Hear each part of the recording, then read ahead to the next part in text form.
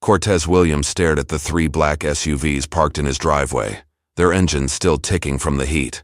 The woman in the dark suit held up her badge with mechanical precision. "Agent Stone, FBI, we need to see what you found in the cellar." 4 hours, that's all it had taken. 4 hours from the moment he'd signed those papers to this moment, standing on his own property, being told to hand over something he didn't even understand. The metal box sat on his kitchen table, its contents scattered like pieces of a puzzle he never asked to solve. "How did you even know I found anything?" he asked. But Agent Stone just adjusted her sunglasses and repeated the same words. "Show us what you found." Something was wrong. People don't just show up this fast unless they were already watching. 6 hours earlier, Cortez had driven down the dusty road leading to his uncle's ranch for the first time in 15 years. Uncle Marcus had been a mystery even when alive, a man who kept to himself and never explained why he'd chosen this isolated patch of Texas hill country for his home. The lawyer's office had been sterile and quick. Sign here, initial there. Congratulations on inheriting 43 acres and a house built in 1987. The deed transfer was supposed to be simple. Take ownership at 10 in the morning, start a new life by noon. The ranch house stood exactly as Cortez remembered it from childhood visits, weathered wood siding and a wraparound porch that had seen better decades. His uncle's truck was still parked under the carport, a layer of dust coating the windshield like a thin shroud. The keys were exactly where the lawyer said they'd be, taped under the porch railing in a small plastic bag. Walking through the house felt like stepping into a museum of a life barely lived. Uncle Marcus had been a minimalist, keeping only the essentials. A single coffee cup in the sink, newspapers from 3 months ago still folded on the kitchen counter, and a calendar on the wall with the same date circled in red ink over and over again. September 15th, today's date. The cellar door was hidden behind the refrigerator, something Cortez discovered only when he noticed the appliance wasn't quite flush against the wall. Moving it took considerable effort, but behind it was a narrow wooden door with a combination lock that had been left open. The stairs descended into darkness, and his phone's flashlight revealed a small room lined with metal shelves. That's where he'd found the box. Unmarked, heavy and warm to the touch despite the cool air underground. Inside were documents with government seals, photographs of men in military uniforms, and what looked like pieces of some kind of electronic device. None of it made sense, but the dates on the papers were recent. Very recent. When he'd lifted the device from its foam padding, a small red light had blinked twice before going dark. He'd assumed it was just powering down from long storage.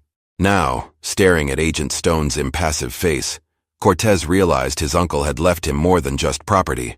He'd left him a problem that someone very powerful wanted solved quickly. Agent Stone stepped closer to the kitchen table where the metal box lay open, her eyes scanning the scattered contents without touching anything. "Your uncle was involved in a classified operation that ended badly. These materials were never supposed to leave federal custody." She gestured to 2 agents waiting by the front door. "We can do this the easy way, Mr. Williams, or we can get a warrant and tear this place apart board by board." Cortez felt his pulse quicken. "My uncle never mentioned any government work. He fixed tractors and sold hay. That's it." He picked up one of the photographs from the table, studying the faces of men in desert camouflage. "I don't even know what this stuff is." "Operation Desert Cash," Agent Stone said, as if the name should mean something to him. "Your uncle Marcus Williams was a civilian contractor with the highest security clearance. When the operation went dark in 2019, he was supposed to destroy certain materials. Instead, he used his access codes to copy everything before it was officially incinerated." She pointed to what looked like a small electronic device among the papers. "That's his personal backup of files that were supposed to never exist." The device was no bigger than a smartphone, its surface covered with buttons and a small screen that remained blank. Cortez had assumed it was some kind of obsolete GPS unit or radio. "So take it. I never asked for any of this." "It's not that simple." Agent Stone opened a manila folder she'd been carrying. "Your uncle didn't just take classified materials, Mr. Williams. He documented everything. Those papers contain information that could compromise ongoing operations and endanger lives." She showed him a photograph of his uncle shaking hands with a man in a business suit. "Recognize him?" Cortez shook his head. The man looked vaguely familiar, like someone he might have seen on television, but he couldn't place him. "Should I?" "Senator James Crawford, chairman of the Senate Intelligence Committee. He's the one who authorized us to recover these materials by any means necessary." Agent Stone's voice carried a weight that made Cortez's stomach tighten. Your uncle was planning to go public with what he knew. That's why he left everything to you instead of destroying it. The kitchen suddenly felt smaller, as if the walls were pressing inward. Cortez looked at the papers spread across his table, realizing they weren't just random documents. They were organized, labeled, and annotated in his uncle's careful handwriting. This wasn't the random collection of a pack rat. This was evidence, carefully preserved and deliberately hidden. My uncle died of a heart attack, Cortez said, but even as the words left his mouth, they felt wrong. Uncle Marcus had been in perfect health the last time they'd spoken, proud of his morning runs and his low blood pressure. Agent Stone's expression didn't change. Heart attacks can be unpredictable, especially when someone is under significant stress. She closed the folder and took a step back. You have two choices, Mr. Williams. Hand over the materials voluntarily and we'll ensure your uncle's reputation remains intact. Or force us to take them and risk everything coming to light in ways that won't be pleasant for anyone.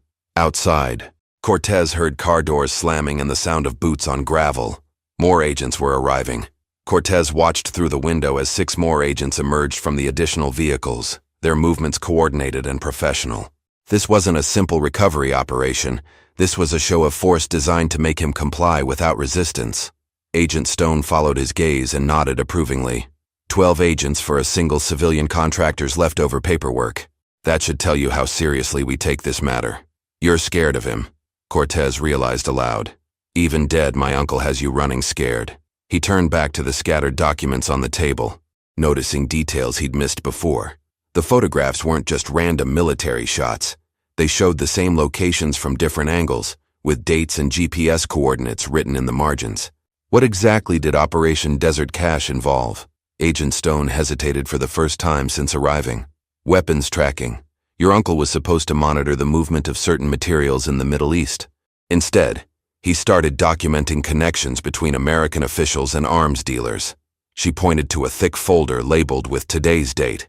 He was supposed to deliver that information to a journalist this afternoon. The weight of the situation hit Cortez like a physical blow. His uncle hadn't died of natural causes. The timing was too convenient. The government response too swift and organized. My uncle didn't die of natural causes. The words came out flat, matter of fact rather than accusatory. The timing was too convenient. The government response too swift and organized. Your uncle died of cardiac arrest, Agent Stone replied without emotion. The medical examiner's report is quite clear, but his death doesn't eliminate the problem he created. She gestured to one of the agents outside, who immediately began walking toward the house. Cortez picked up the electronic device again, turning it over in his hands. It was heavier than it looked, and there were small ports along one edge that suggested it connected to other equipment. This isn't just a tracking device, is it? It's a recording device. Your uncle used it to document conversations, meetings, and transactions that were supposed to remain off the books. Agent Stone's voice carried a hint of admiration mixed with frustration. He was thorough, methodical, and unfortunately very good at his job. The agent from outside entered without knocking, carrying a metal briefcase and wearing latex gloves. He set the case on the counter and opened it, revealing foam padding cut to exact specifications. The device in Cortez's hands would fit perfectly in one of the shaped compartments. Everything's been prepared for immediate transport, the agent reported. Cortez looked at the briefcase, then at the papers spread across his table. His uncle had risked everything to preserve this information, had chosen to leave it to him rather than destroy it. There had to be a reason beyond simple family obligation. My uncle left me a letter, he said suddenly, remembering the sealed envelope he'd found tucked inside the device's carrying case. I haven't opened it yet. Agent Stone's expression sharpened. Where is this letter, Mr. Williams?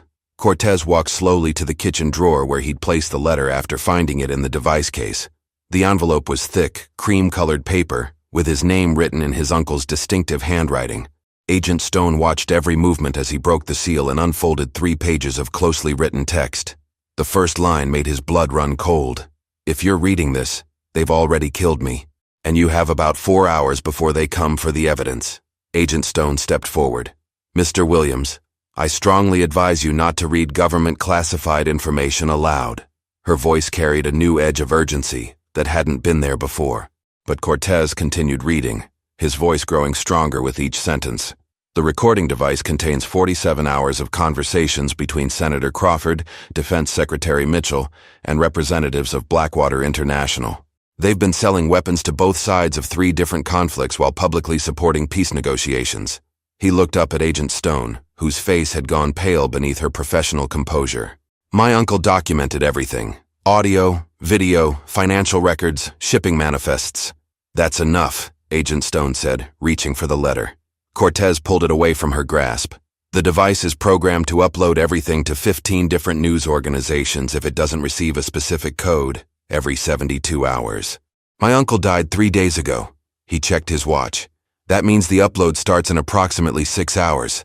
The room went silent except for the ticking of the wall clock. Agent Stone spoke into a small radio device attached to her collar. Control, we have a Code 7 situation. Request immediate supervisor contact. She turned back to Cortez with the expression that mixed desperation with barely controlled anger. You don't understand what you're playing with. This isn't about covering up embarrassing political connections. American operatives are still in the field. If this information becomes public, people will die. Cortez folded the letter and put it in his shirt pocket. According to my uncle, people are already dying. Children in Syria, Yemen, and Afghanistan. Also, your Senator Crawford and his friends can profit from both selling the weapons and providing the humanitarian aid afterward. Outside, he heard engines starting and radio chatter increasing in volume. Agent Stone was getting instructions through an earpiece now, nodding and responding with short, clipped phrases. Copy that. Understood. Yes, sir. The full package. She removed the earpiece and looked directly at Cortez. My supervisor is en route. He's authorized to make deals that I cannot. What kind of deals? The kind that ensure you live long enough to spend your inheritance. Agent Stone gestured toward the window, where agents were setting up equipment that looked suspiciously like communication jamming devices. But first, we need that access code, the one that stops the upload. Cortez smiled for the first time since the agents had arrived. My uncle was smarter than you gave him credit for. The code isn't something I know. He pulled a small key from the letter envelope, holding it up to catch the afternoon light. It's something I have to find. Agent Stone stared at the key, her professional composure cracking for the first time. Outside, the communication equipment hummed to life, but they both knew it was already too late to stop what Uncle Marcus had set in motion. The countdown had begun. The key was small and brass, with teeth cut in an unusual pattern that didn't match any standard lock. Cortez turned it over in his palm, while Agent Stone spoke rapidly into her radio. More vehicles were arriving, their headlights cutting through the late afternoon shadows. Whatever his uncle had hidden, it was important enough to bring half the federal government to his front door. My supervisor will be here in 20 minutes, Agent Stone announced, ending her call. Deputy Director Harrison has full authority to negotiate terms, but he's not known for his patience. She gestured toward the key in Cortez's hand. I strongly suggest you use that time to locate whatever your uncle wanted you to find. Cortez walked to the kitchen window, studying the ranch property with new eyes. 43 acres was a lot of ground to search, but his uncle had been methodical about everything else. The key had to unlock something specific, something that made sense. He thought about the letter's exact words. The code wasn't something he knew, but something he had to find. The barn, he said suddenly, remembering details from childhood visits. My uncle spent hours in that barn, always working on something. Said he was restoring an old tractor, but I never saw him actually fix anything. Agent Stone followed him outside, staying close as they walked toward the weathered structure. The barn was larger than it appeared from the house, with a metal roof that had been replaced recently despite the building's aged appearance. Inside, hay bales were stacked along the walls, and farming equipment sat covered in dust sheets. But in the far corner stood what Uncle Marcus had always called his restoration project, a 1950s John Deere tractor that had never seemed to make any progress toward being functional. Cortez approached the tractor, running his hands along its green paint and rust spots. The machine looked authentic, but something felt wrong about the proportions. The fuel tank was too large, the seat positioned oddly, and there were small holes drilled in places that served no mechanical purpose. He tried the key in the ignition, but it didn't fit. Then he noticed the small brass plate mounted on the dashboard where the hour meter should be. It was exactly the right size and shape for his key. When he turned it, there was a soft click, and a hidden panel slid open in what he'd thought was the fuel tank. Inside was a laptop computer, still powered and displaying a countdown timer. 4 hours and 37 minutes remaining. Agent Stone leaned over his shoulder to see the screen. "That's the upload timer," she said quietly. "Your uncle really did think of everything." The laptop's desktop showed dozens of folders labeled with dates, names, and operation codes. But there was also a large text file open in the center of the screen, titled, "For Cortez, read this first." The first line made his hands shake as he read it aloud. "The people who killed me are standing behind you right now." Agent Stone stepped backward, her hand moving instinctively toward her weapon, as Cortez realized the truth about who had really been watching the ranch all along. Cortez continued reading from the laptop screen, his voice growing stronger despite the tremor in his hands. "Rebecca Stone is not FBI. She works for Crawford Security Solutions, the senator's private firm. They've been watching the ranch for 3 weeks, waiting for someone to claim the inheritance and lead them to the evidence." He looked up at Agent Stone, whose expression had shifted from professional concern to cold calculation. "Very good, Mr. Williams," she said, no longer bothering with the federal agent persona. "Your uncle was right about you being observant." She removed what he'd thought was an FBI badge and tossed it onto a hay bale. Though he was wrong about how long it would take us to find his little treasure hunt. The barn suddenly felt like a trap. Cortez noticed that the farming equipment wasn't randomly placed. Each piece blocked a potential exit route, leaving only the main door behind Agent Stone. How many of those agents outside actually work for the government? None of them. Stone pulled out her phone and typed a quick message. "Crawford Security handles situations that require unofficial solutions. We've been tracking military contractors with questionable loyalty for 2 years. Your uncle was our primary target." The sound of vehicles moving closer to the barn made Cortez's pulse quicken. The real FBI doesn't even know this operation exists. Cortez turned back to the laptop, scrolling through the folders with desperate speed. One labeled insurance policy contained video files with thumbnails showing Senator Crawford in what appeared to be private meetings. Another folder held shipping manifests and financial records linking Crawford's security firm to arms dealers in 6 different countries. But the largest folder was simply labeled proof of murder. "My uncle didn't have a heart attack," Cortez said, clicking on a video file. The screen filled with security footage from Uncle Marcus's house, timestamped 3 days ago. It showed 2 men in business suits entering through the back door, while Uncle Marcus worked at his kitchen table. One of the men was holding what looked like a small device.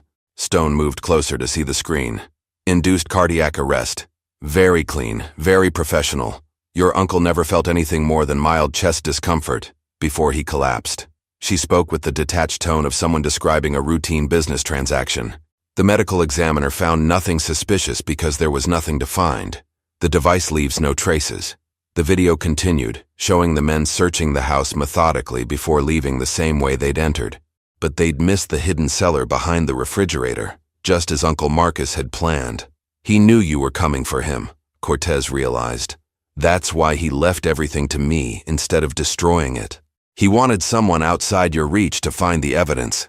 "Your uncle overestimated his own cleverness," Stone replied, "and he underestimated ours." She gestured toward the laptop. "The upload timer is fake. We've been monitoring your internet connection since you arrived. Nothing gets transmitted from this property without our approval." But Cortez was no longer listening. He'd found another folder labeled Plan B and clicked it open. Inside was a single executable file with today's date and a note. "If Cortez is reading this, press enter to activate the real upload system." His finger hovered over the key as he heard boots approaching the barn from multiple directions. Stone raised her weapon. "Step away from the laptop, Mr. Williams. Your uncle's game ends here." Cortez's finger froze above the enter key as Stone's weapon remained trained on him. Through the barn's open door, he could see 6 armed men taking positions around the building. They moved with military precision, not like federal agents but like private contractors accustomed to operations that left no witnesses. "Your uncle made one critical mistake," Stone said, stepping closer while keeping the gun steady. "He assumed we needed him alive to find his evidence, but we've been monitoring his communications for months. Every email, every phone call, every financial transaction. We knew about the ranch, the inheritance, and your existence long before he died." Cortez looked at the laptop screen, where the Plan B file waited to be executed. His uncle's final message had been clear.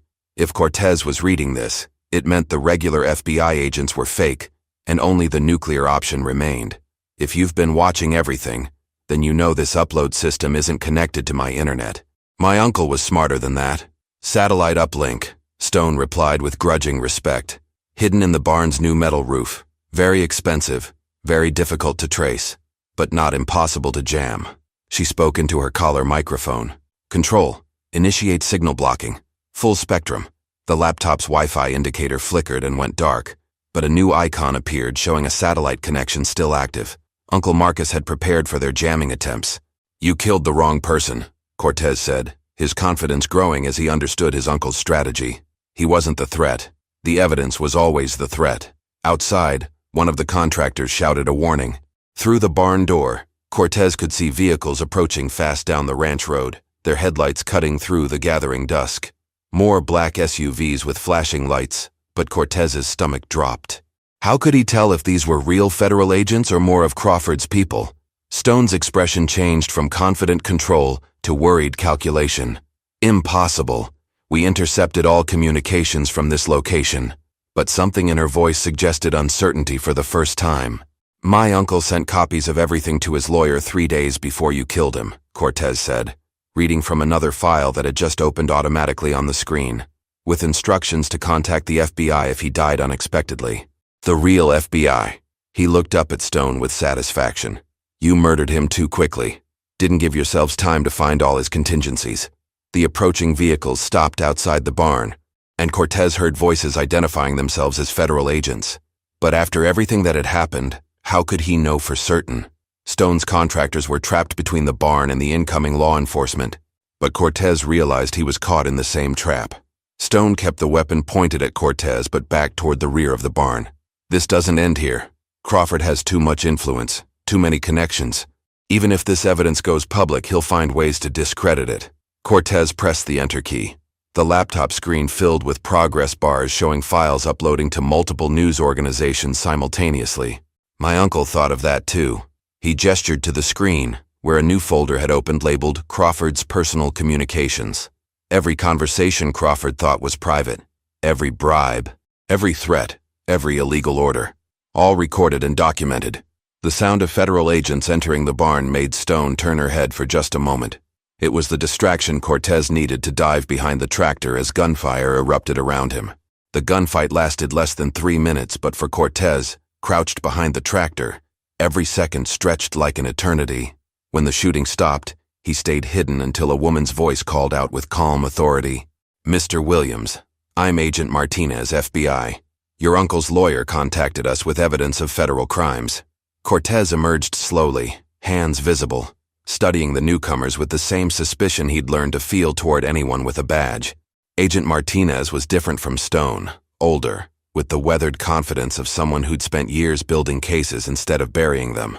She showed him her credentials, then her phone with a text message from Uncle Marcus's lawyer, time-stamped from this morning. Your uncle was very careful about who he trusted, Martinez said, watching as her team secured Stone and the contractors. His lawyer had strict instructions to wait 72 hours after his death, then contact us if anyone came looking for you or the ranch. The laptop continued uploading files, its progress bars showing the last of Uncle Marcus's evidence flowing to news organizations across the country. Martinez reviewed the files with professional interest, occasionally stopping to read documents that made her expression darken. This is bigger than arms trafficking, she said quietly. Your uncle documented a systematic corruption network reaching into the highest levels of government.